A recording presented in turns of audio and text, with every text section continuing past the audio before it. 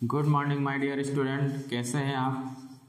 मैं उम्मीद करता हूं कि आपने प्रीवियस लेक्चर ज़रूर देखा होगा, क्योंकि प्रीवियस लेक्चर देखना बहुत ज़रूरी है। तभी आज का जो हमारा कॉन्सेप्ट है गॉस लॉ, तभी आपको क्या है समझ में आएगा। तो ये गॉस लॉ क्या है कि बोर्ड लेवल, कॉम्पिटिटिव लेवल दोनों के हिसाब से क्या है बहुत इंपॉर्टेंट क्वेश्चन है। अच्छे से कंप्लीट करिएगा। प्रीवियस लेक्चर नहीं देखा है तो ज़रूर देखिएगा। मेरा नाम है राकेश कुमार विश्वकर्मा। इस छोटे से ब्यूटीफुल चैनल फिजिक्स सब बाय राकेश सर में आपका स्वागत है। चलिए आज स्टार्ट करते हैं बहुत इंपॉर्टेंट टॉपिक गॉस लॉ। तो देखिए गॉस लॉ का स्टेटमेंट क्या है। गॉस लॉ क्या स्टेटमेंट है कि net electric flux through any closed surface is 1/epsilon naught times of total charge present inside it। यानी कितना, ये गॉस लॉ क्या होता है कि जो नेट इलेक्ट्रिक फ्लक्स है through close surface is 1/epsilon naught times of total charge present in it. या इज इक्वल टू लिख सकते हैं, is equal to 1/epsilon naught times of total charge present in it. तो देखिए net electric flux कितना हो गया। Net electric flux क्या माना है, किससे डिनोट करते हैं, फाई से। तो कितने टाइम्स है, 1/epsilon टाइम्स। नेट जो फ्लक्स है equal to the 1/epsilon naught times किसके, टोटल चार्ज। ये आपका क्लोज सरफेस के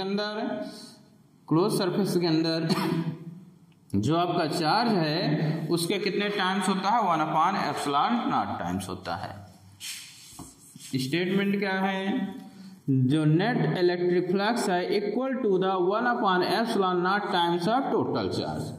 net flux equal to the 1/epsilon naught times of total charge. Total charge किसके अंदर का, क्लोज सरफेस के अंदर का। किसके अंदर का, ये है क्लोज सरफेस के अंदर का। तो कितना बन गया ये, यानी फाई इक्वल टू आपका क्या हो गया, Q/epsilon naught। यहाँ पे epsilon naught क्या होता है, परमिटिविटी ऑफ क्या होता है, फ्री स्पेस होता है। क्या होता है, फ्री स्पेस होता है। और Q क्या होता है, टोटल चार्ज होता है। क्या होता है, टोटल चार्ज। Q क्या होता है, टोटल चार्ज होता है इनसाइड क्लोज सरफेस। तो ये हमारा क्या होता है ये गॉस लॉ होता है।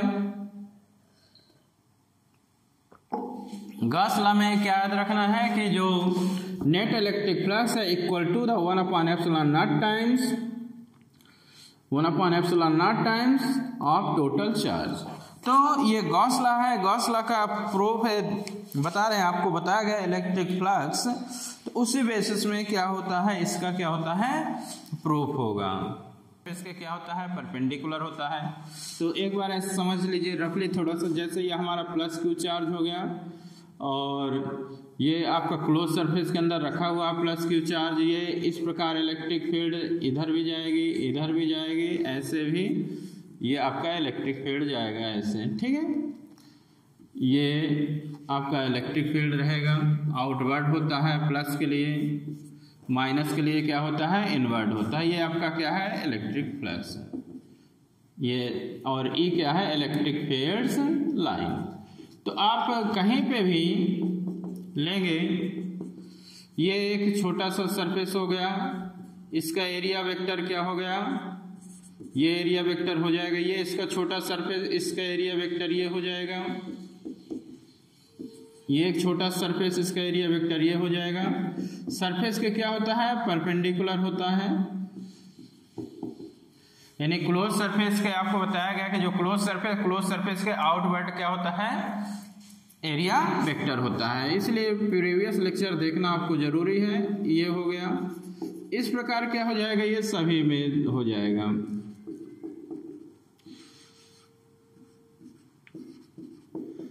ये पूरा जो सरफेस है ये कैसा सरफेस कहलाए? गॉसियन सरफेस कहलाए। कैसा सरफेस कहेंगे हम? Gaussian surface. यहाँ पे ये हमारा एक क्लोज सरफेस हो गया। अब यहाँ पे थोड़ा समझना है, ये जो सरफेस हमारा, ये इस सरफेस में जो हमारा इलेक्ट्रिक फील्ड ई होगा क्या होगा? सेम होगा। यानी जो इलेक्ट्रिक फील्ड ई है is same at all point of the surface of sphere. ये आपका जो स्फीयर है, ये सरफेस है, इसके हर पॉइंट में हमारा ई क्या रहेगा? ई क्या रहेगा? सेम रहेगा। यही चीज बनाया गया है, ये रफली हम समझा रहे हैं थोड़ा सा। सेम रहेगा all points of surface of sphere, E same रहेगा। अच्छा बताइए ई कितना होता है? यदि प्लस चार्ज है तो ई कितना आपने पढ़ा है? आपने ई पढ़ा है, इक्वल टू कितना पढ़े हो? इक्वल टू के क्यू अपान आर स्क्वायर। यदि आर आप डिस्टेंस ले रहे हैं तो इक्वल टू के क्यू अपान आर स्क्वायर, कितना ये होता है। अब जो फ्लक्स है कितना होता है? ए इंटू डी ए पढ़ाया गया है। कितना पढ़ाया गया? ए इंटू डी ए। अब देखिए ई और डी ए के बीच एंगल कितना बन रहा है आपका? 0। तो ई डी ए कॉस 0 और कॉस 0 कितना हो? तो 1। तो कितना आ गया? E D A. हमको नेट इलेक्ट्रिक फ्लक्स चाहिए तो D phi equal to integration E into D A. E की वैल्यू आप ये रखो, इसका कितना आ गया आपका? ये फाई हो गया। ई की वैल्यू आप रखोगे तो K Q upon are square into D A. Phi equal to के Q upon are square D A कितना आपका हो जाएगा? ये आपका स्फीयर है तो कितना आ जाएगा? 4 पाई आर स्क्वायर। अब के कितना होता है? 1/4 pi epsilon naught Q upon are square 4 pi are square. तो देखिए कितना आ गया आपका? Q upon epsilon naught. कितना आ जाएगा? Q upon epsilon naught. तो ये आपका क्या होता है? गॉस लॉ होता है। थोड़ा इसको और अच्छे से समझिए। इसको हमें एग्जाम में लिखना कैसे, उस तरह पूरा स्टेप में चलते हैं। ये तो हमें एक बार रफली बता दिए। तो हमारा यहाँ पे हमारे पास यहाँ पे अब पॉइंट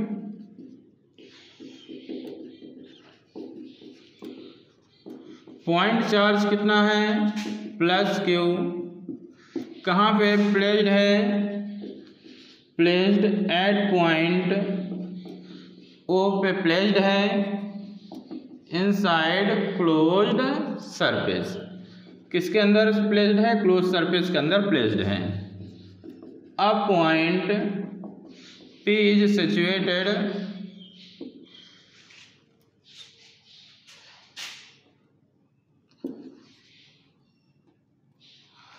P पॉइंट क्या है? सिचुएटेड है एट डिस्टेंस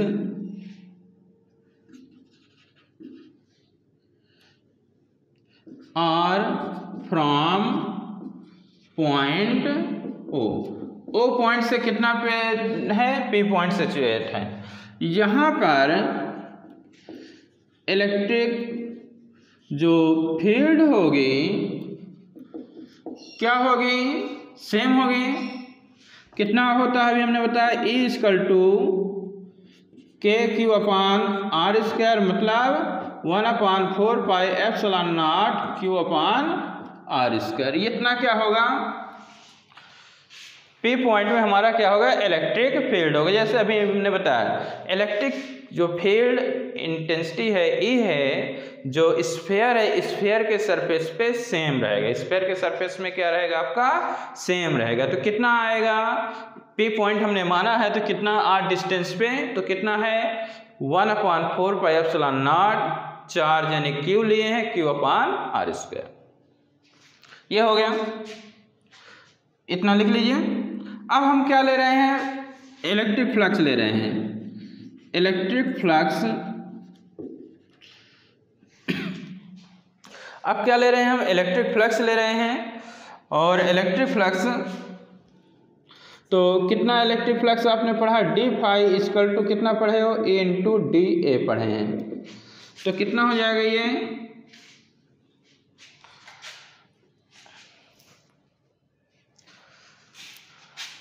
ई डी ए, इस सरफेस से जो इलेक्ट्रिक फ्लक्स पास हो रहा है तो कितना हो जाएगा? D A cos theta. Theta की जगह कितने यूज करोगे? ई और डी ए क्या है? पैरेलल हैं। तो पैरेलल है तो इनके बीच का एंगल कितना बन जाएगा? 0। तो डी फाई कितना आ गया? ई इंटू डी ए। कितना आ गया? ई इंटू डी ए। यानी इलेक्ट्रिक फ्लक्स जो हम ले रहे हैं, जो हमारा एक छोटा सा सरफेस है, स्मॉल सरफेस है, उसमें कितना हो जाएगा? इतना आपका ये क्या होगा? इलेक्ट्रिक फ्लक्स होगा। अभी ये जो इलेक्ट्रिक फ्लक्स है ई इंटू डी ए, अभी हमारे कितने के लिए है? ये इस सरफेस के लिए। कितने के लिए? एक छोटे से सरफेस के लिए। अब हमारे पास पूरे के लिए जब लेंगे, जब पूरे के लिए लेंगे तो क्या कर देंगे? इंटीग्रेशन कर दें। क्या कर दें? इंटीग्रेशन। तो जब हम नेट इलेक्ट्रिक फ्लक्स लेंगे, नेट इलेक्ट्रिक फ्लक्स, अब नेट इलेक्ट्रिक फ्लक्स ले रहे हैं, कितना ले रहे हैं? Net electric flux through close surface के लिए ले रहे हैं, तो कितना हो जाएगा?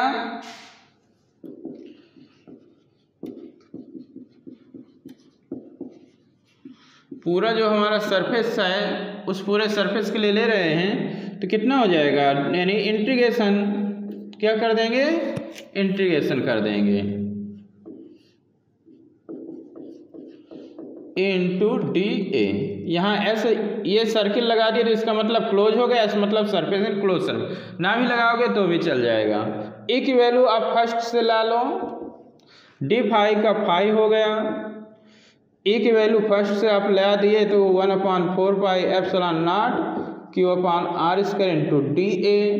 अब ए क्या है? सरफेस पे, स्फेयर पे सेम है तो उसको बाहर कर दिए। आपके पास कितना आया? डी ए आया। और जो आपका डी ए होगा स्फेयर का कितना होता है? 4 पाई आर स्क्वायर। तो कितना आ गया? 1/4 pi epsilon naught q upon r square 4 pi are square. देखिए कितना कैंसिल हो रहा है। कैंसिल होने के बाद कितना आ जाएगा? देखिए कैंसिल करिए।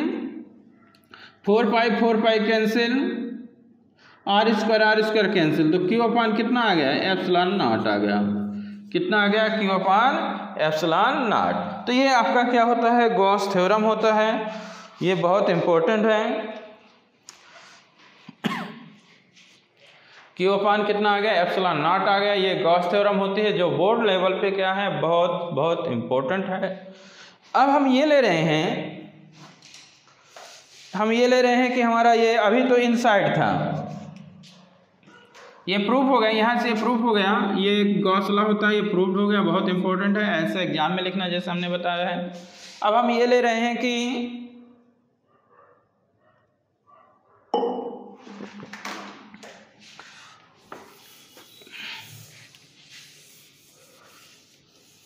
यहीं तक प्रूफ करना होता है, थोड़ा समझ लीजिए।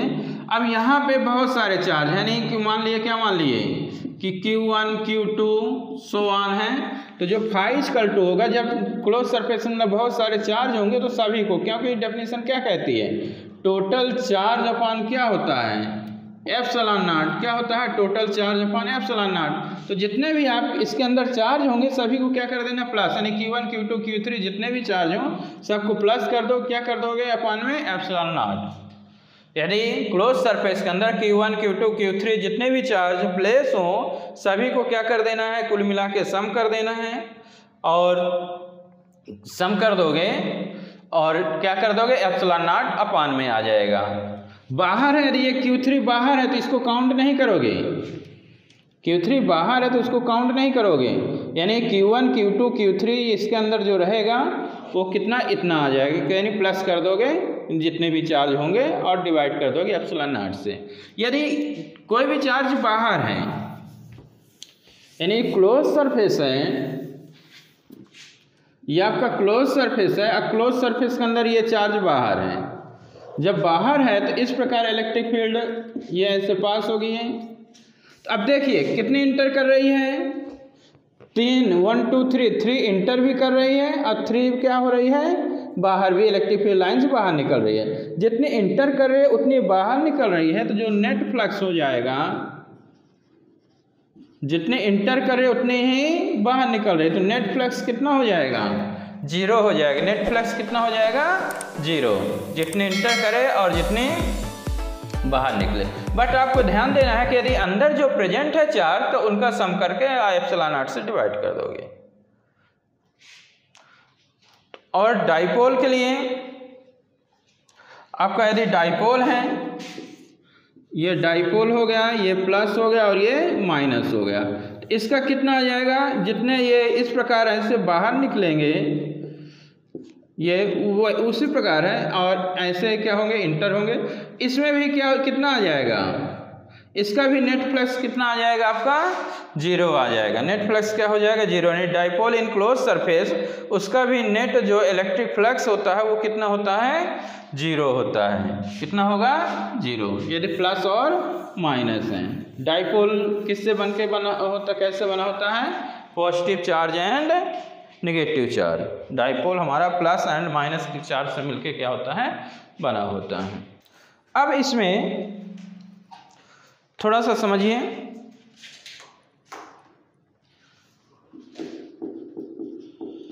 आपने पढ़ा है इस जो फाई होता है,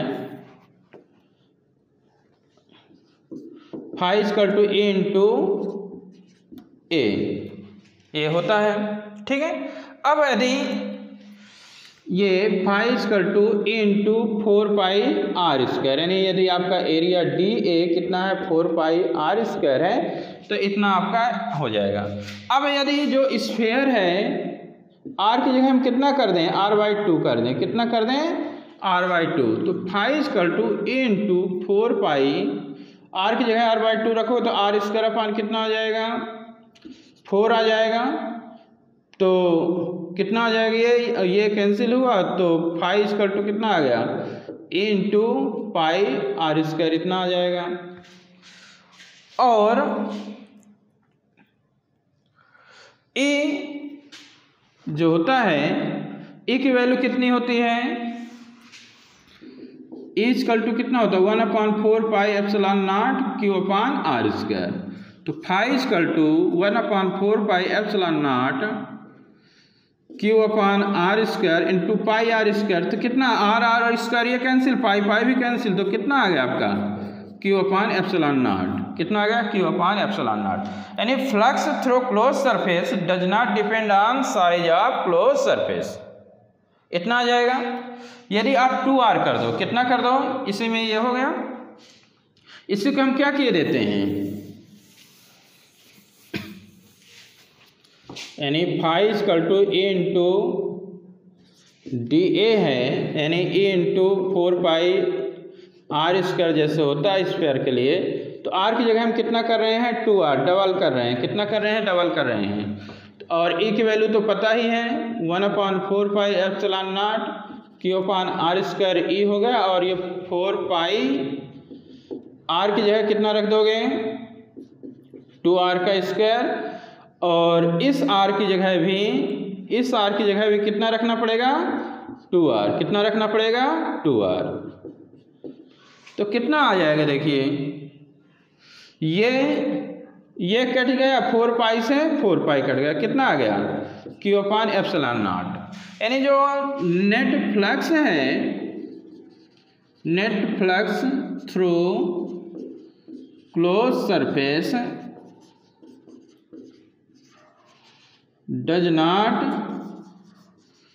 depend on size of closed surface। Close surface के साइज पे क्या है, डिपेंड नहीं करेगा, किस पे डिपेंड नहीं करेगा, क्लोज सरफेस के साइज पे डिपेंड नहीं। आर आता है phi equal to q upon epsilon naught होता है, क्यू अपान एप्सिलॉन नॉट, तो कहीं पे उसके रेडियस डिस्टेंस मतलब नहीं है कि आर जो है तो कितना क्या है, तो उससे डिपेंड नहीं करता है। इतना हो गया।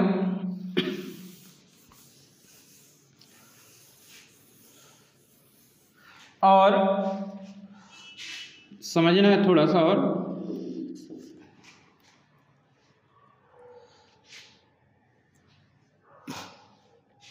जैसे आपका ये प्लस क्यू चार्ज है, अब एक ये सरफेस हो गया, एक ये सरफेस हो गया, एक ये सरफेस हो गया, तो ये इलेक्ट्रिक फील्ड लाइंस ये इस प्रकार क्या होंगे, ऐसे बाहर निकलती है,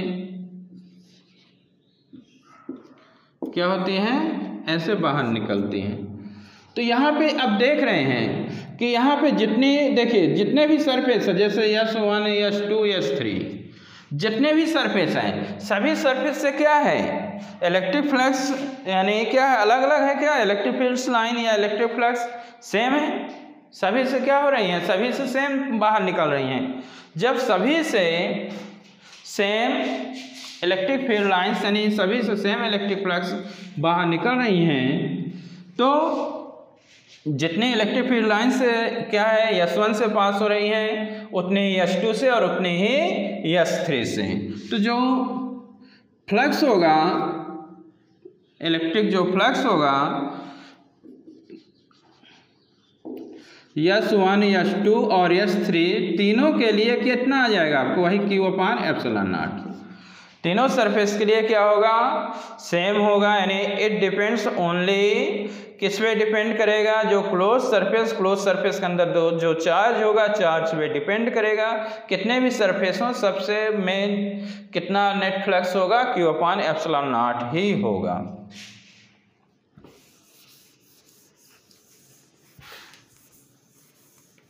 एक चीज थोड़ा सा और देख लीजिए, ये सब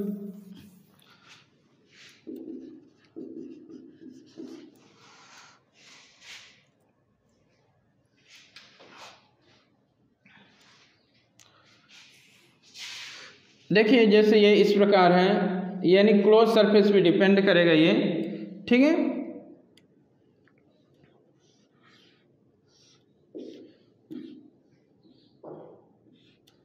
ये है इस प्रकार का शेप है।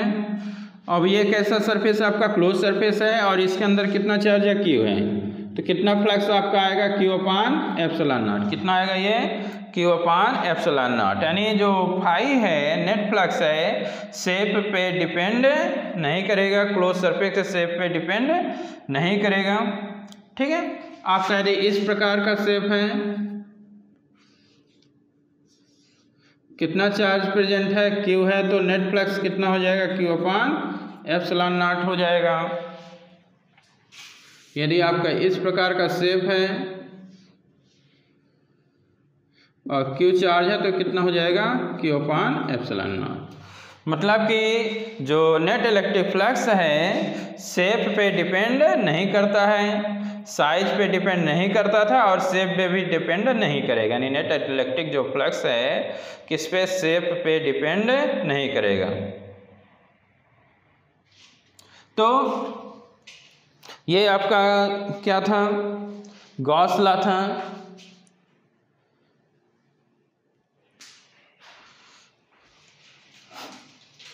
ये गॉस थ्योरम हो गई। अब इसमें ये आपका वीडियो कैसा लगा कमेंट करके ज़रूर बताइए। गॉस थ्योरम बहुत इंपॉर्टेंट थ्योरम है। अब अगला जो हम लेके आएंगे एप्लीकेशन, आप गॉस थ्योरम लेके आएंगे। वीडियो देखते रहिए, फुल वीडियो देखे, कमेंट्स करिए और कैसा लगा बताइए। ओके।